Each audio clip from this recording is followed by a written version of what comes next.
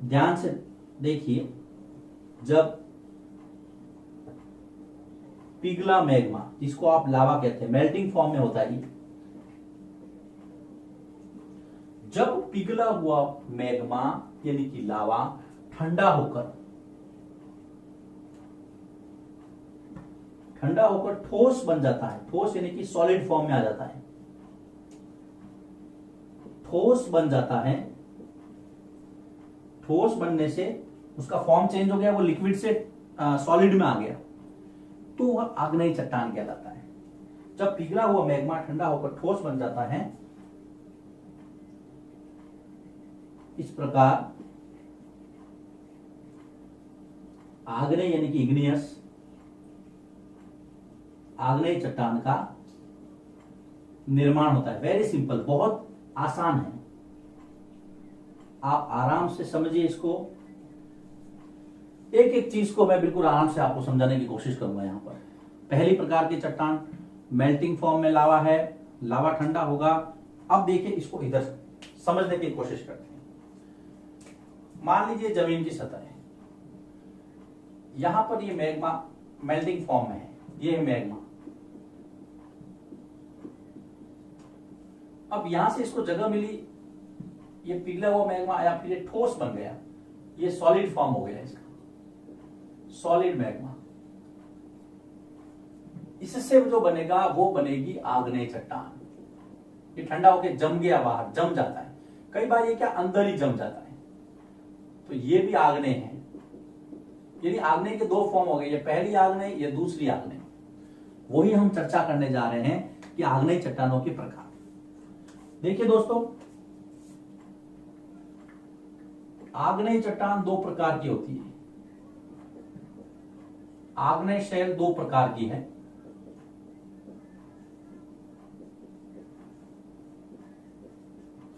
आग्नेय चट्टान दो प्रकार की है। जब लावा पृथ्वी के अंदर ही जम करके ठंडा हो जाता है, पहला। लेकिन दूसरा, जब लावा पृथ्वी की सतह से बाहर आता है, तब क्या लावा, तब की चट्टान है, दोनों आग्नेय। अब देखिए, सबसे पहले हम बात करते हैं बहिर्वेदी। बहिर्वेदी आग्नेय नाम से स्पष्ट है, बहिर यानी कि बाहर, यानी कि जब मैग्मा बाहर आ जाए, है ना। एक्सट्रूसिव, इसको हम कहेंगे एक्सट्रूसिव। क्या लिखेंगे, जब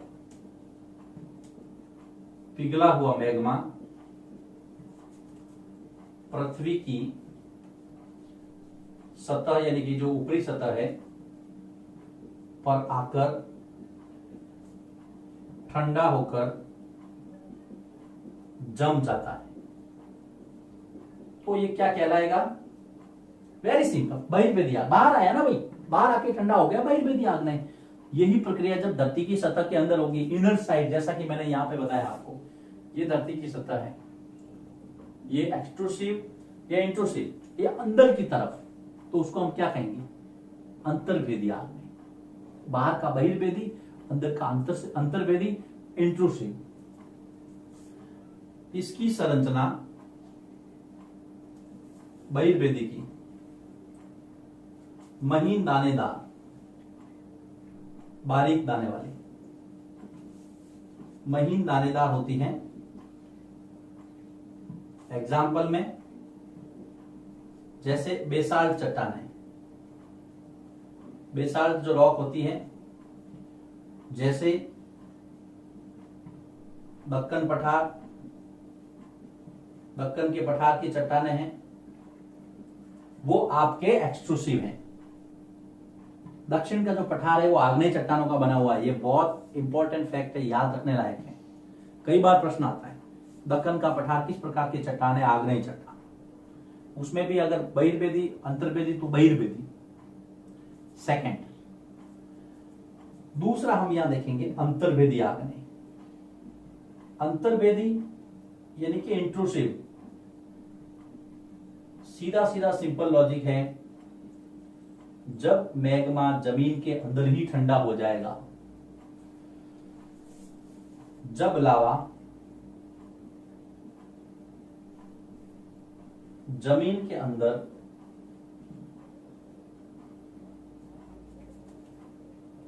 ठोस रूप ग्रहण कर लेता है,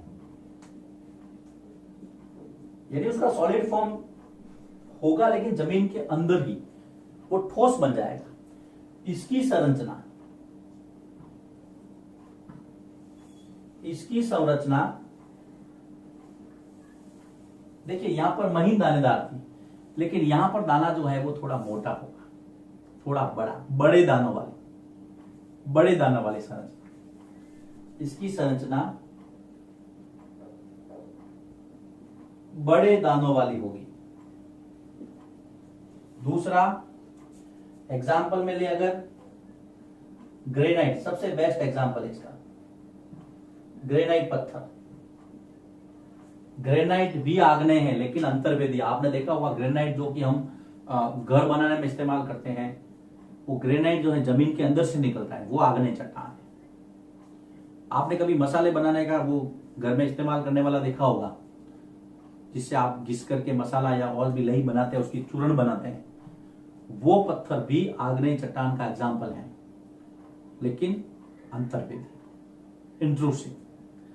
मसालों को पीसने वाला पत्थर, मसाले पीसने के लिए प्रयुक्त,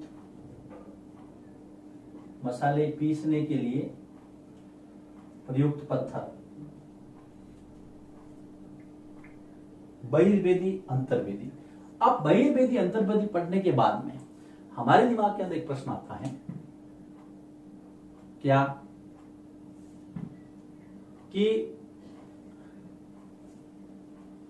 आग्नेय चट्टान की क्या कोई हम कॉमन एक आइडेंटिफाई बता सकते हैं, इसका आइडेंटिफिकेशन मार्क बता सकते हैं, इसकी पहचान बता सकते हैं? तो देखिए पहली पहचान तो यह है कि ये लावा से बनी हुई चट्टान है।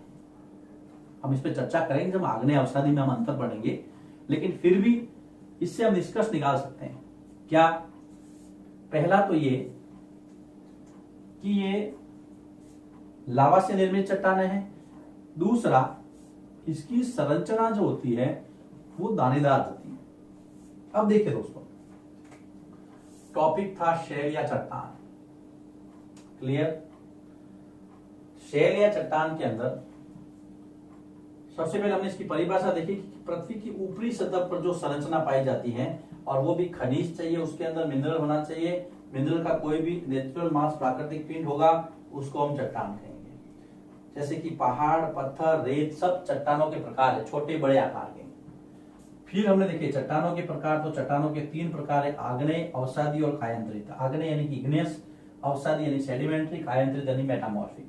शब्द उत्पत्ति में देखा तो 2 लैटिन वर्ड है, इग्नियस और सेडिमेंटम, और तीसरा ग्रीक वर्ड है मेटामॉर्फोस। तीनों के अर्थ, इसमें अग्नि आएगा पहले में, दूसरा स्थिर है, और तीसरा है जब अपना रूप परिवर्तन करना हो तब हम मेटामॉर्फिक यानी कि मेटामॉर्फोस। इसको हम समझने के बाद में आगे बढ़े थे। सबसे पहला हमने आग्नेय चट्टान पे चर्चा की, मुख्य शब्द है अग्नि। इसको प्राथमिक चट्टान भी कहते हैं। वेरी वेरी इंपॉर्टेंट क्वेश्चन, बहुत महत्वपूर्ण प्रश्न है कि प्राथमिक चट्टान कौन सी चट्टान कहलाती है? आग्नेय चट्टान। जब पिघला हुआ मैग्मा ठंडा हो जाता है तब उसको हम आग्नेय चट्टान कहेंगे। लेकिन ये 2 प्रकार की होती है। देखिए ये आग्नेय चट्टान की, केवल आग्नेय चट्टान की परिभाषा पूछे तो ये, फिर इसको आगे पूछे तो हमने कहा कि ये 2 प्रकार की होती है, बहिर्वेदी यानी कि एक्सट्रूसिव, और अंतर्वेदी यानी कि इंट्रूसिव। बहिर्वेदी में जमीन के बाहर आकर के लावा ठंडा होगा तब वो आग्नेय चट्टान बनेगी, और इसकी संरचना महीन दानों वाली होती है, जबकि जो अंदर की तरफ जमेगा वो बड़े दानों वाला होगा। बाहर का हमने एग्जाम्पल लिया था बेसाल्ट प्रकार की चट्टानें, जैसे कि दक्षिण का पठार जो है वो पूरा इसी संरचना से बना हुआ है, यानी कि आग्नेय चट्टानों से।